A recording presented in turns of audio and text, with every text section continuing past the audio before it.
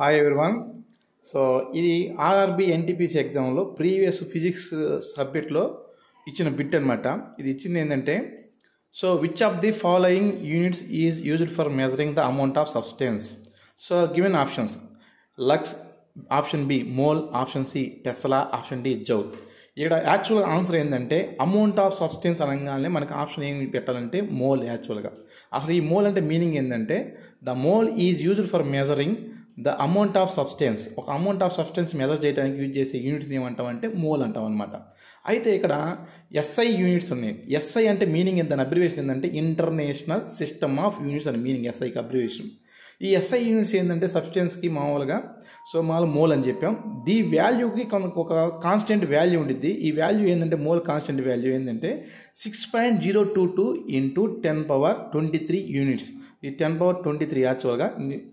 అయితే ఇక్కడ జాగ్రత్త చేయండి, option C, option D, option A కూడా ఇచ్చున్నారు. ఇక్కడ వీటి గురించి తెలుసుకోవాలంటే మీనింగ్ ఏంటంటే ఫస్ట్ మాకు ఏదన్నా ఎన్టీపీసీ ఎగ్జామ్లో కానీ, రైల్వే కానీ, గవర్నమెంట్ ఎగ్జామ్ ఏ ఎగ్జామ్లో అయినా కూడా మనకి ఇచ్చిన ఆప్షన్లో ఎలా చూసుకోవాలంటే ఆన్సరే కాకుండా రిమైనింగ్ ఆప్షన్లు కూడా మనం తెలుసుకోవాలన్నమాట. తెలుసుకుంటే అప్పుడు ఏమైందంటే ఒక బిట్కి 4 బిట్లు చేసుకున్నట్టు అవుద్ది. సో రెండోది ఏంటంటే చూడండి, ఇక్కడ రెండోది ఆప్షన్ మోల్ అనేది మనకు యాక్చువల్ ఆన్సర్, కానీ లక్స్ అనేది ఒకటి ఉంది. ఈ లక్స్ ఎందుకు యూజ్ చేస్తామంటే ఇల్యూమినేషన్కి సంబంధించిన యూనిటే ఈ లక్స్ అంటారనమాట.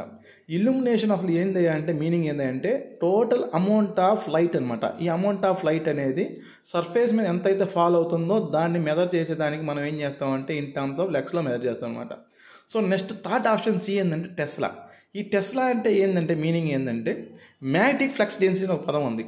మ్యాగ్నెటిక్ ఫ్లక్స్ డెన్సిటీ అంటే మీనింగ్ ఏంటంటే magnetic flux per unit area అంటే మ్యాగ్నెటిక్ ఫ్లక్స్ డెన్సిటీ అంటాం. దీన్ని ఎలా రిప్రజెంట్ చేస్తారంటే క్యాపిటల్ బీతో రిప్రజెంట్ చేస్తాం అనమాట. దీనికి యూనిట్స్ ఏందయ్యా అంటే టెస్లా అనమాట. అంటే సింపుల్గా మ్యాగ్నెటిక్ ఫ్లక్స్ డెన్సిటీ అనే ఒక పదం కనపడిందని అనుకోండి, దానికి యూనిట్స్ మనం ఏం చేస్తాం టెస్లా అని సింపుల్గా మెన్షన్ చేస్తాం. తర్వాత జౌల్ అంటే అందరూ తెలిసిందే. సో 7th క్లాస్ నుంచి స్టార్ట్ అవుతుంది అనమాట ఫిజిక్స్లో. ఈ జౌల్ ఎందుకు యూజ్ చేస్తారంటే వర్క్ కానీ ఎనర్జీ కానీ కనబడితే దానికి యూనిట్స్ ఏంటంటే జౌల్ అంటాం.